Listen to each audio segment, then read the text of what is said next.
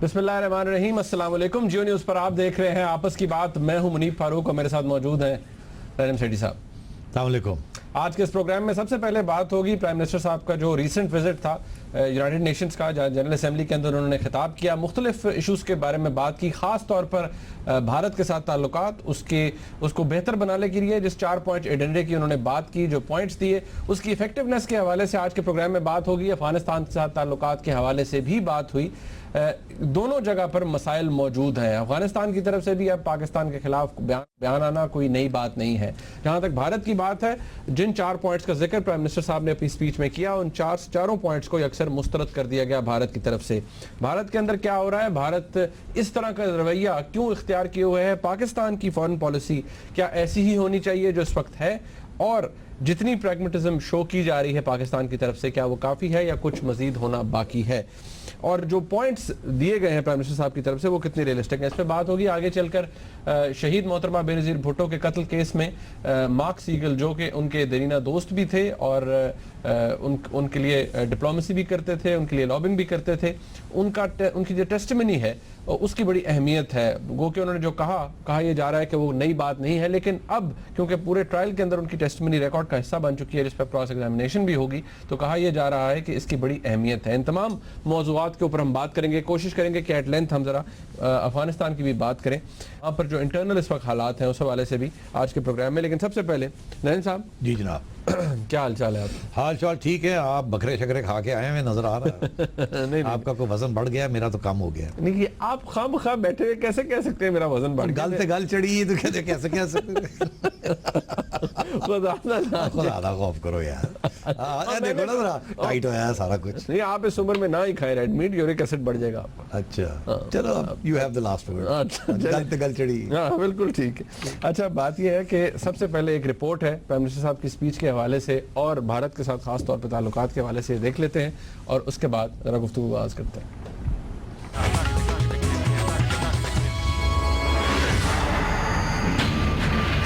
اگست میں بھارت اور پاکستان کے قومی سلامتی کے مشیروں کی ملاقات منسوخ ہونے کے بعد جناب سرتاج عزیز صاحب نے اندیا دے دیا تھا کہ بھارت کی پاکستان میں مداخلت کے ثبوت اب اقوام متحدہ کی جنرل اسمبلی کے اجلاس کے موقع پر دنیا کے سامنے رکھے جائیں گے۔ حالیہ جنرل اسمبلی اجلاس کے موقع پر جہاں یہ ثبوت سیکرٹری جنرل کو پیش کیے جائے، وہیں وزیر اعظم میاں نواز شریف صاحب نے اپنے خطاب میں بھارت سے امن کے لیے 4 نکاتی ایجنڈا پیش کر دیا، جس کے مطابق کشمیر کو غیر فوجی زون بنایا جائے، سیاچن سے فوجی انخلا شروع کیا جائے، بھارت اور پاکستان کو لائن آف کنٹرول پر جنگ بندی کے حوالے سے 2003 کے معاہدے پر عمل کرنا چاہیے، دونوں ممالک ایک دوسرے کے خلاف طاقت کے استعمال کی دھمکیاں نہ دیں۔ اب دوسری طرف وزیر اعظم کی اس تقریر کے بعد بھارت نے اپنی پرانی رٹ ہی لگائی ہوئی ہے۔ اقوام متحدہ جنرل اسمبلی سے بھارتی وزیر خارجہ سشما سوراج نے کہا ہے کہ پاکستان سے مذاکرات صرف بھارت کی شرائط اور ایجنڈے کے مطابق ہی ہوں گے۔ اب سوال یہ ہے کہ بھارت نے پاکستان کے ان 4 نکات کو مسترد کس بنا پر کیا ہے؟ یہاں اہم سوال یہ پیدا ہوتا ہے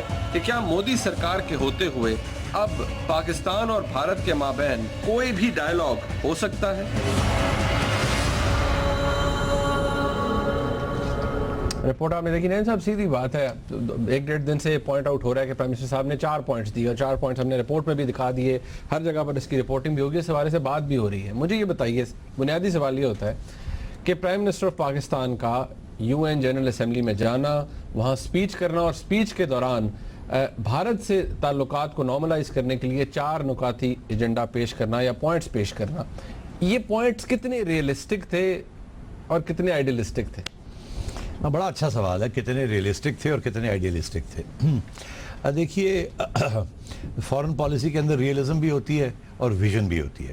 ویژن کو آپ یہ کہہ سکتے ہیں آئیڈیلزم، کیونکہ وہ بہت آگے آپ دیکھتے ہیں، اور جو پریگمیٹک لوگ ہوتے ہیں اس کو کہتے ہیں یہ آئیڈیالوجی ہے یا یہ ایموشنلزم ہے، ایسے تو ہونا ہی نہیں ہے، یہ ویژن کہاں کی بات ہے، یہ تو بے وقوفی ہے، یہ اممیچورٹی ہے۔ ریئلزم اس کو کہتے ہیں ہارڈ ٹاک۔ تو عام طور پہ جو رویہ اختیار کیا جاتا ہے ہندوستان اور پاکستان کے درمیان، وہ رویہ ہارڈ ٹاک کا کیا جاتا ہے۔ Your word against mine, your word نہیں، آپ یہ کہتے ہیں میں یہ کہتا ہوں۔ اچھا، اب وہ کیونکہ ایک اس کی ہسٹری ہے تو یہ چلتا ہے۔ اسی لیے یہ آگے جب بھی بڑھتے ہیں تو کوئی چھوٹی سی سلپ ہو جائے تو پھر تو میں پہ آ جاتے ہیں. اس میں ہندو مسلمان کا بھی ایشو ہے, پاکستان انڈیا کا بھی ایشو ہے, ایک انریزالوڈ کانفلکٹس بھی ہیں, بہت سی اس پہ ہسٹری کا وزن ہے. تو اس لیے میں سمجھتا ہوں کہ ریئلزم اور ویژن جو ہے, فارن پالیسی وہی سکسیڈ کرتی ہے جو کہ کنسسٹنٹلی ریئلسٹک بھی ہو اور ویژنری بھی ہو. اگر ایک صرف ریئلسٹک ہوگی تو پھر دوسری سائڈ کی ریئلزم جو ہے اس سے وہ ٹکرائے گی. کیونکہ ریئلزم کا مطلب ہے آپ اپنے ذاتی اور اسٹیٹ کے جو ذاتی مفاد ہیں, نیشنل انٹرسٹ جو ہیں, اس کو شارٹ ٹرم میں آپ کنسیڈر کریں, لانگ ٹرم نہ دیکھیں. ویژن ہمیشہ لانگ ٹرم کی بات ہوتی ہے. مگر جب تک آپ لانگ ٹرم کی بات نہیں کریں گے تو اس وقت تک یہ شارٹ ٹرم بھی جو ہے نا یہ بھی کامیاب نہیں ہو سکتی. تو یہ ایک کمپلیکیٹڈ ایشو ہے. مگر میں اس کو ایکسپلین کرتا ہوں. یہ جو 4 نقطے پرائم منسٹر صاحب نے پیش کیے ہیں, پہلا جو ہے کہ انڈیا اور پاکستان 2003 میں جو ایک معاہدہ ہوا تھا, سیز فائر لائن, کہ سیز فائر ہوگی, کوئی یہاں بارڈر کے اوپر یا ورکنگ باؤنڈری کے اوپر یا LOC کے اوپر لڑائی جھگڑے نہیں ہوں گے. یہ it's the longest holding ceasefire جو کہ پچھلے سال یا اس سے پچھلے سال ٹوٹا ہے. یہ مشرف صاحب کے زمانے میں یہ ہوا تھا, اور یہ اس وقت ایک BJP کی گورنمنٹ تھی.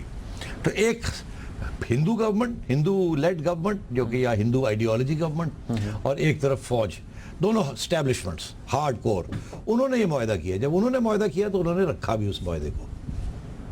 آگے آئیے, دونوں کا فائدہ تھا کہ لڑائی کی بات نہیں ہو رہی تھی. پہلی بات تو یہ کہ کس نے یہ سیز فائر جو ہے وائلیشن کی جس کی وجہ سے بارڈر ہاٹ ہو گیا, اس کے اوپر بعد میں بات کروں گا. مگر میاں صاحب کا یہ کہنا کہ یہ تو سیلف ایویڈنٹ ہے کہ بارڈر کے اوپر جو لڑائی جھگڑے ہو رہے ہیں اس کو بند کیا جائے اور سیز فائر ہو.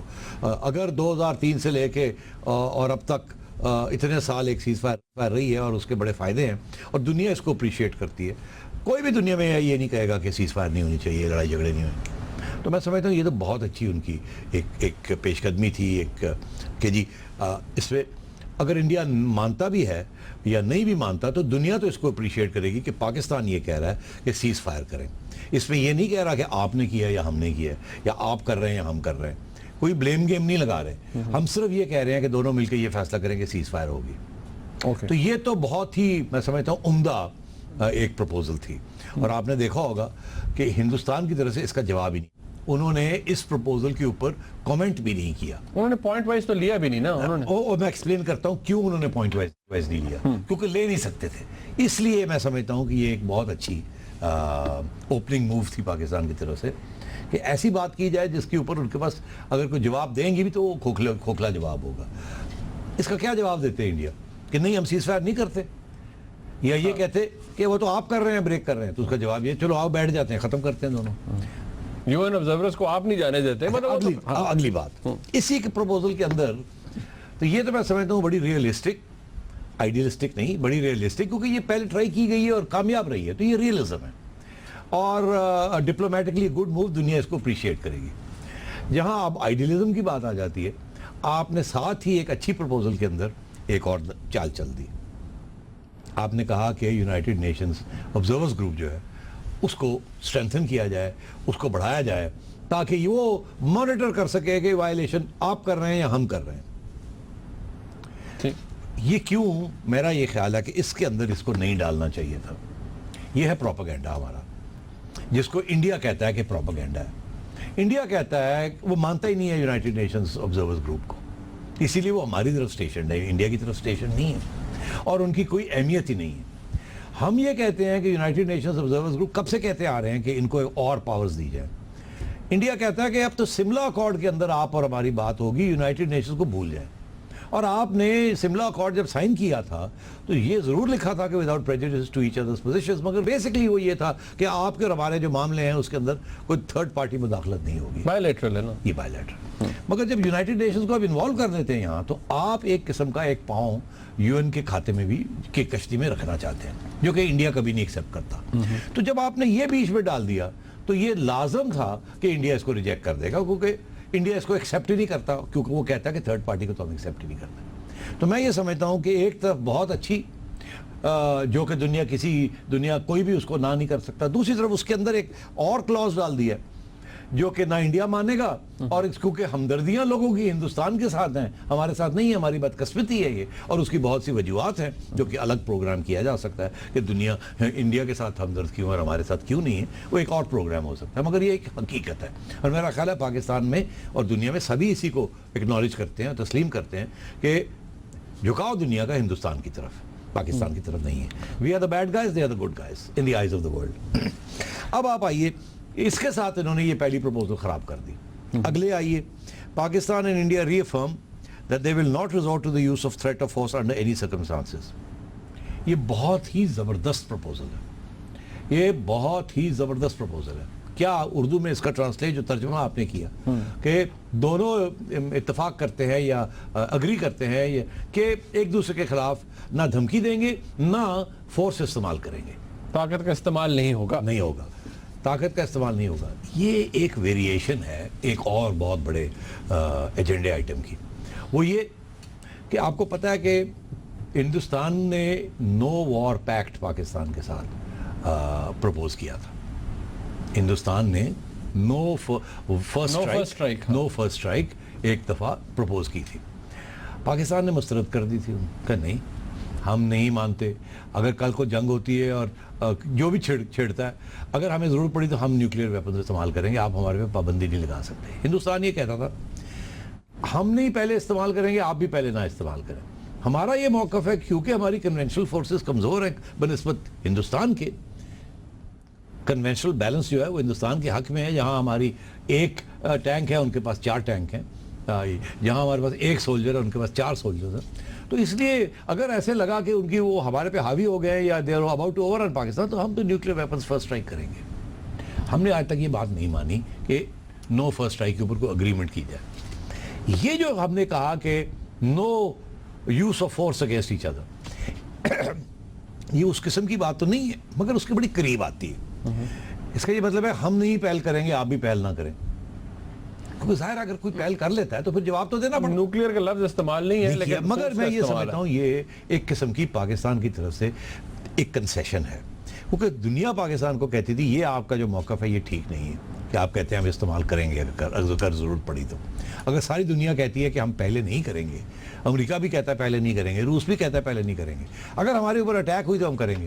ساری دنیا ایک بات کہتی ہے, ہندوستان بھی وہی بات کہتا ہے, مگر پاکستان کہتا ہے نہیں, ہم پہلی دفعہ بھی کر سکتے ہیں, ہم اجازت, ہم نہیں, یہ نہیں اپنی رائٹ چھوڑیں گے. تو یہ جو انہوں نے کہا اس کی یہ بھی دنیا کو بہت بات پسند آئی ہوگی, بہت پسند آئی ہوگی. مگر انڈیا کو تو ایکسیپٹ کر لینا چاہیے تھا, مگر انڈیا نے کیوں نہیں اس کا بھی جواب انڈیا نے نہیں دیا. وہ بھی پوچھ لیجئے کیوں, وہ بھی اس کا بھی جواب میں دیتا ہوں آپ کو. انڈیا نے اس کا بھی جواب نہیں دیا, دے نہیں سکتے. انڈیا کے اندر اس وقت ایک بات چل رہی ہے, ہاٹ پرسیوٹ. انڈیا کی فوج بی جے پی کی کمانڈ کے اندر وزارن یہ دکھانا چاہتی ہے انڈیا کی عوام کو کہ ہم بڑے تکڑے, ہم نے میانمار میں جا کے اور اکراس دا بارڈر جا کے ہم نے آپریشن کیا اور وہاں جا کے ایسی تیسی کر دی ان کی, اور آگے, اور اگر ضرورت پڑی تو ہم مریدکے میں بھی بامبنگ کر سکتے ہیں, جی ایچ کیو کے اوپر بھی بامبنگ کر سکتے ہیں, ہم یہ کر سکتے ہیں, وہ کر سکتے ہیں. آج کل یہ ڈرامہ چلا ہوا ہے وہاں. First strike, it's not a nuclear strike but hot pursuit.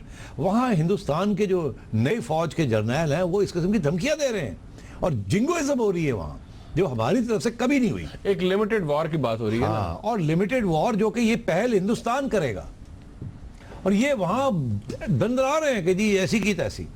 تو یہ ہماری پروپوزل واز ایمڈ کہ یہ ان کی یہ جو باتیں اس کو روکا جائے, اس کو بند کیا جائے. اسی لیے ان کے پاس اس کا جواب نہیں ہے.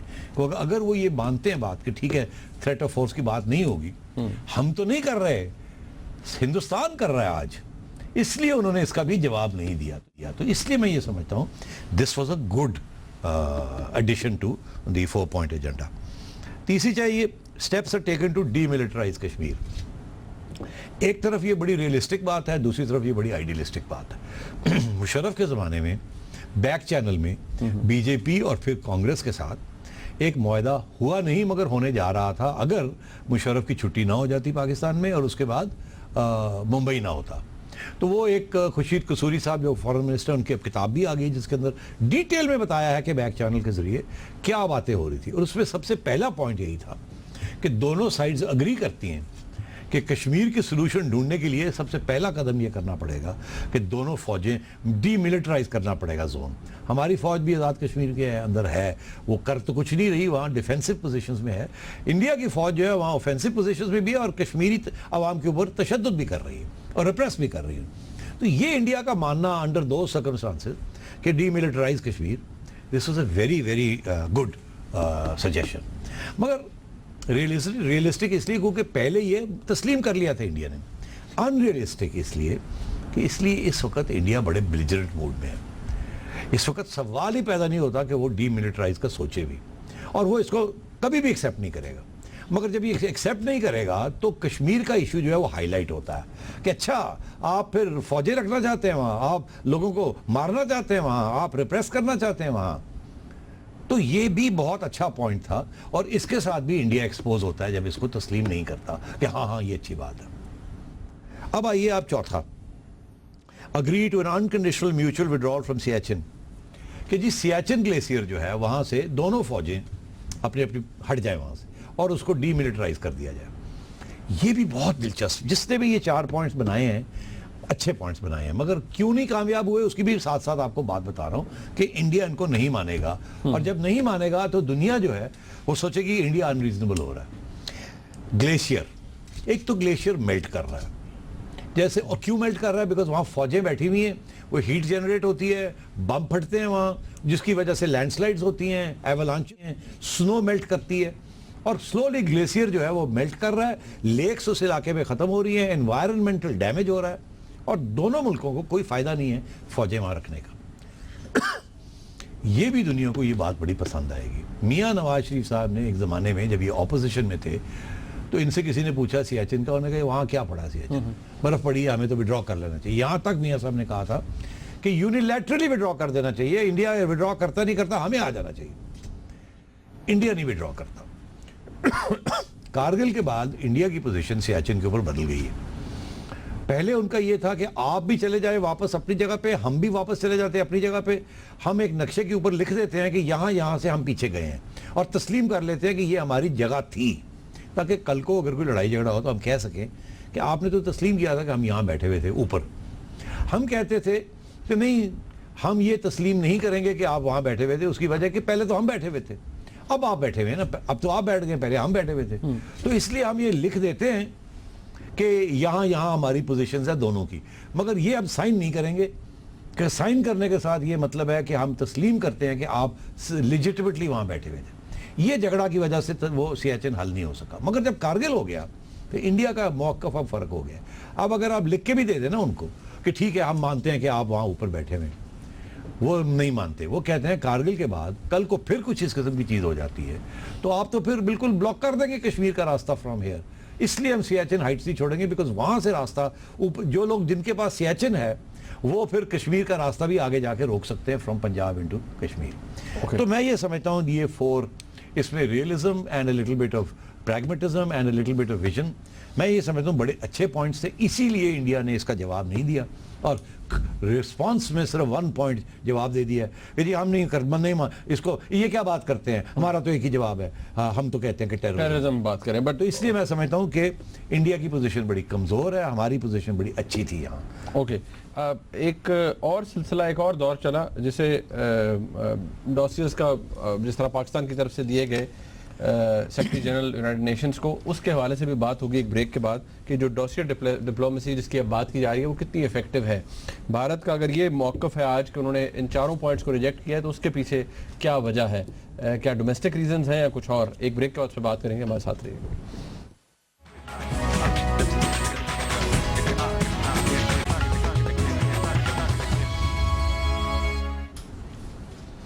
ایک دفعہ پھر آپ کو خوش آمدید کہتے ہیں. رین صاحب اب بات ذرا ہو جائے کہ آج پاکستان نے یونائٹڈ نیشنز کے سیکرٹری جنرل بان کی مون کو ڈوسیئر دے دیے ہیں جس کے بارے میں بات کی جا رہی تھی. سرتاج عزیز صاحب کافی عرصے سے بات کر رہے تھے کہ بھارت کی طرف سے, خاص طور پر را کی طرف سے, ایک انسٹیبلٹی اور ٹیررزم پاکستان کے اندر کریٹ کیا جاتا ہے, مختلف جگہوں کے اندر, فاٹا کے اندر ہے, بلوچستان کے اندر ہے, کراچی کے اندر ہے. یہ کتنی ایفیکٹو چیز ہے, کتنی ایفیکٹو موو ہے, کیا اس کا کوئی فائدہ ہے پاکستان کو؟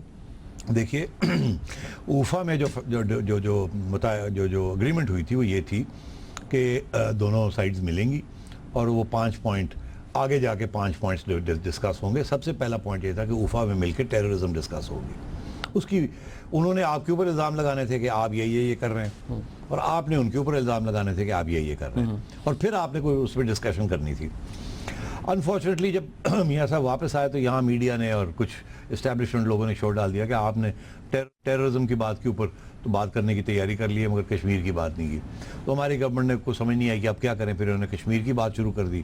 انڈیا نے کہا آپ نے تو کچھ اور بات وہاں مانی تھی, اب آپ کشمیر کی بات کر رہے ہیں, یہ تو منظور نہیں ہے, ہم نے تو بات ٹیررزم پہ کرنی تھی.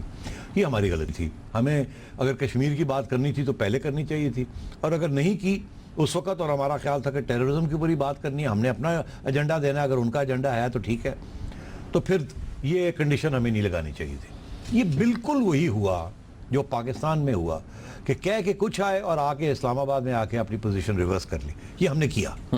ہندوستان نے بالکل یہی کیا تھا جب پرائم منسٹر گیلانی اور ڈاکٹر منموہن سنگھ شرم الشیخ میں ایجپٹ میں ملے تھے بیفور دی ڈپارچر 2011 یا 12. وہاں کیا ہوا؟ وہاں بھی یہ باتیں ہوئی, ساری باتیں ہوئی. بلوچستان کی بات کر دی پرائم منسٹر ڈوسیئر لے گئے تھے بلوچستان کے بارے میں کہ آپ بلوچستان میں بلوچ انسرجنس کو ٹریننگ دے رہے ہیں اور پیسے دے رہے ہیں, اور انڈیا نے انڈر پریشر جو ہماری طرف سے آیا انہوں نے تسلیم کر لیا کہ ٹھیک ہے جی آگے جو بات ہوگی ہم بات کریں گے اپنی, کہ آپ ٹیررزم اور آپ جو بات کرنا بلوچستان کی بات کرنا چاہتے ہیں کر لیں.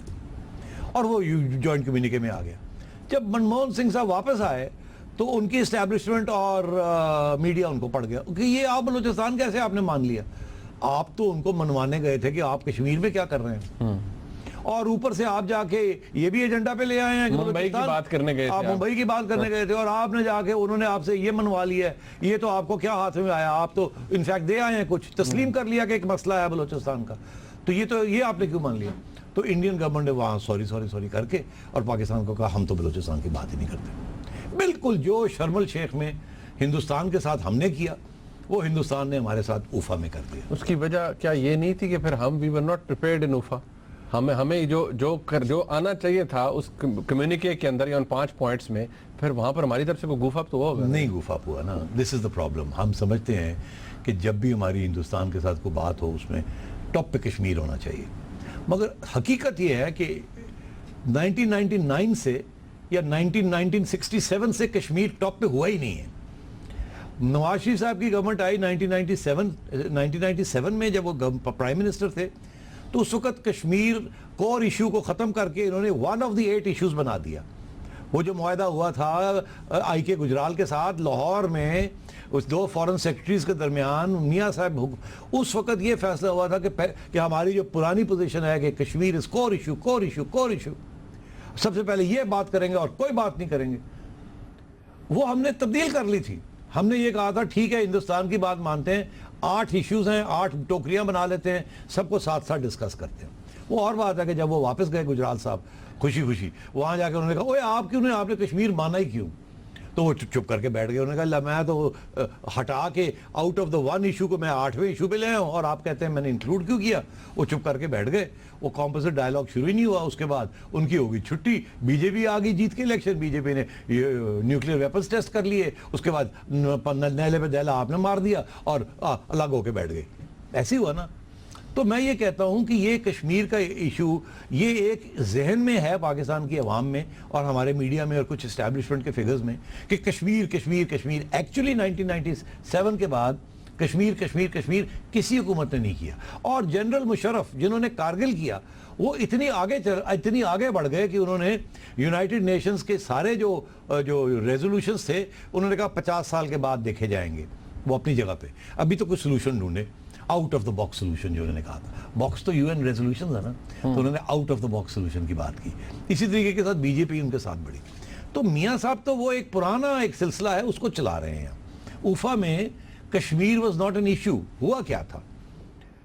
ہوا یہ تھا کہ امریکہ نے دونوں ملکوں کے اوپر اور چائنا نے دونوں ملکوں کے اوپر دباؤ ڈالا کہ دیکھیں ٹیررزم بہت امپورٹنٹ ہے. انڈیا تو کہتا ہی ہے, اب پاکستان بھی تسلیم کرتا ہے کہ ٹیررزم بڑی خطرناک چیز ہے. ہمارے آرمی چیف نے خود کہا ہے, جنرل کیانی نے, کہ یہ ایگزسٹینشل تھریٹ ہے ٹو پاکستان. اب کون ٹیررسٹ ہے, اچھا ٹیررسٹ ہے, کون برا ٹیررسٹ ہے, تو یہ بھی بات ہو جائے.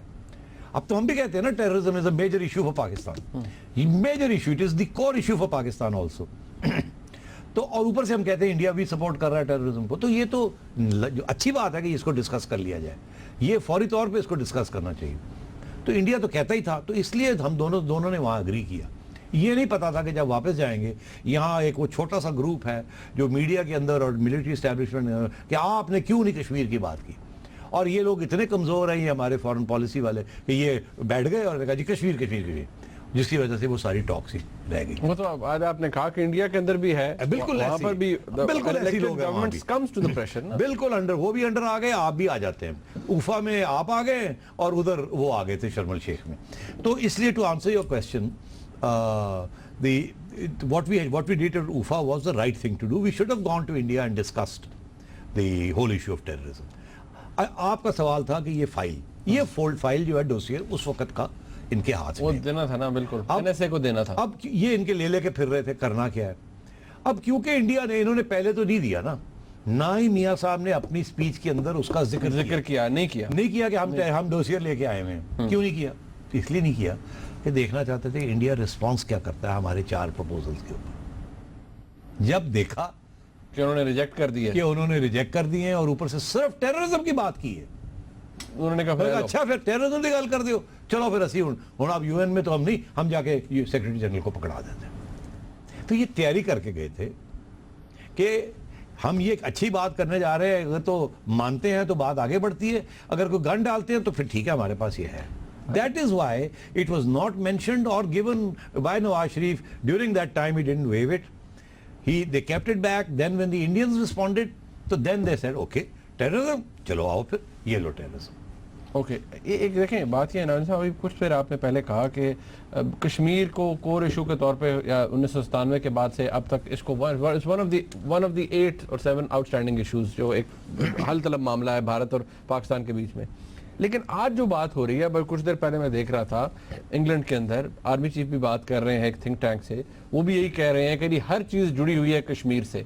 पाकिस्तान की ऑफिशियल पॉलिसी इस वक्त यही है सरकार की कि आप बात करेंगे कश्मीर उसके अंदर ज़रूर शामिल होगा, कश्मीर से बात होगी, कश्मीर वाले से बात होगी। तो मेरे ख्याल में we are back to the square one, हम बात तो वही कर रहे हैं। मैं यही आपसे कह रहा हूँ कि बदकिस्मती ये कि ये हमारी पोजीशन 90s की पोजीशन, जो कि इंडिया की वजह से, इंडिया की ऑब्ड्यूरेसी, इंडिया की स्टबर्ननेस, इंडिया की refusal to talk on any issue, तजारत के ऊपर वो बात करने के लिए तैयार नहीं है, सियाचिन के ऊपर वो बात करने के लिए तैयार नहीं है, पानी के ऊपर वो बात करने के लिए तैयार नहीं है, कश्मीर को तो छोड़े किसी और चीज़ के ऊपर बात करने के लिए तैयार नहीं है। तो जब इस किस्म की उधर से आपको आवाज़ें सुनाई दें कि जी ये हम हमला कर देंगे, हम ये कर देंगे, तो फिर यहाँ बैठ के क्या आप करेंगे?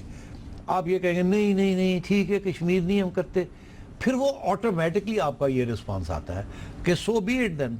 आप अगर इस किस्म की पोजीशन लेंगे तो we will go back to the old position. That is what is been happening here also 2 साल से, क्योंकि ये बात आगे नहीं बढ़ रही, क्योंकि और इसलिए फिर हमें फिर वापस अपनी पुरानी पोजीशन पे जाना पड़ता है, क्योंकि अगर आप वहाँ नहीं जाएंगे, इन्होंने अब प्री कंडीशन शुरू कर दी ना। एक ज़माना था हम कहते थे प्री कंडीशन, कश्मीर बात होगी उसके बाद हम बाकी बातें करेंगे, पहले ये करेंगे, इसको हल करें पहले। वो कहते थे जाओ जाओ सारी बातें कर लेते हैं, ये तो आखिर में बात होगी। सारी उम्र हम यहीं फंसे रहे। अब क्या हो गया, हमने मान ली कि चलो जी कश्मीर की भी बात होगी, बाकी बातें भी कर लें। अब इंडिया भाग गया यहाँ से, वो कहता सवाए टेररिज्म के और को बात ही नहीं करनी है हमने। वो अभी भी मुंबई लेके बैठा हुआ है। अब मुंबई को हुए कितना अरसा हो गया, और वो एक स्ट्रे वुल्फ किस्म का एक इंसिडेंट था जिसमें हमारी सिक्योरिटी एजेंसीज का कोई हाथ नहीं था। वो इस किस्म के लोग कल परसों भी यहाँ से उठ के चला जाया कर जाए, ये तो पुराने लोग हैं, ऐसे लोग बैठे हुए हैं, हमें अटैक कर रहे हैं, तो इंडिया को क्यों नहीं करेंगे? और हम तो अभी एविडेंस दे रहे हैं कि स्टेट टेररिज्म के रॉ जो कर रही है पाकिस्तान। एब्सोल्युटली। तो मैं ये समझता हूँ कि मोदी सरकार ने आके हिंदुस्तान का पाकिस्तान के साथ जो ताल्लुक है उसका रुख ही बदल दिया। बिल्कुल एक नई डायमेंशन के साथ, नए तरीके के साथ वो पाकिस्तान के साथ डील करना चाहते हैं, जिसका कोई ताल्लुक नहीं है बीजेपी की वाजपेयी हुकूमत के साथ या कांग्रेस की हुकूमत के साथ। वो बिल्कुल एक रप्चर करना चाहते हैं कि जैसे कि हम तो तस्लीम ही नहीं करते कि पिछली हुकूमतों ने, हमारी अपनी पार्टी ने ये सब कुछ किया था। हम एक बिल्कुल नया रास्ता लेना चाहते हैं, और वो रास्ता क्या है? वो रास्ता ये है एंटी पाकिस्तान, एंटी मुस्लिम। آپ کو یاد نہیں ہے, آپ اگر یاد کریں کہ ہم نے ایک ٹی وی پروگرام کیا تھا جس پہ آپ نے مجھ سے پوچھا تھا کہ آپ کا کیا خیال ہے کہ مودی سرکار جو ہے وہ باتیں کرتی رہی ہے مگر جب حکومت میں آئے گی تو اس کا رویہ بدل جائے گا, کیونکہ کانگریس بھی بڑی اینٹی پاکستان بات کرتی تھی, جب حکومت میں آتے تھے تو ویژن کا سوچتے تھے. واجپئی صاحب کے ساتھ بھی یہی ہوا, اینٹی پاکستان ساری ریٹرک, باہر بیٹھ کے بات کرنا بڑا آسان, اندر آ کے ان کو احساس ہوتا ہے کہ اس سے بہتر کوئی چیز نہیں ہو سکتی امن, اور اس کے لیے تو نوبل پرائز بھی مل سکتا ہے, تو پھر آپ کی خواہش ملتی ہے. میں نے اس وقت اپنے پروگرام میں آپ کو یہ کہا تھا, کسی وقت کلپ نکال لیجیے, کہ مودی سرکار ایسے نہیں کرے گی. مودی سرکار ول بی, جیسے وہ اپوزیشن میں تھی مودی, جس وجہ سے مودی پرائم منسٹر بنے, جن لوگوں نے ان کو پرائم منسٹر بنایا, وہ پاکستان کے ساتھ ہیٹ کر کے ہی رکھیں گے, ٹھنڈا نہیں ہوئیں گے. بیکاز یہ ان کو پولیٹیکل کیپٹل, وہ اب میں آپ سے ڈسکس کرنا چاہتا ہوں کہ آج کہاں کھڑے ہیں, انہوں نے جو کچھ کیا وہ کیوں کیا, اور آگے اب کیا یہ کریں گے. اوکے, ہم بریک کے بعد پہ بات کریں گے. جس پیس پہ ہم جا رہے ہیں مجھے نہیں لگتا باقی سبجیکٹس ہم ڈسکس کر پائیں گے, لیکن ایک بریک کے بعد پھر مزید بات کریں گے. ہمارے ساتھ رہیے گا.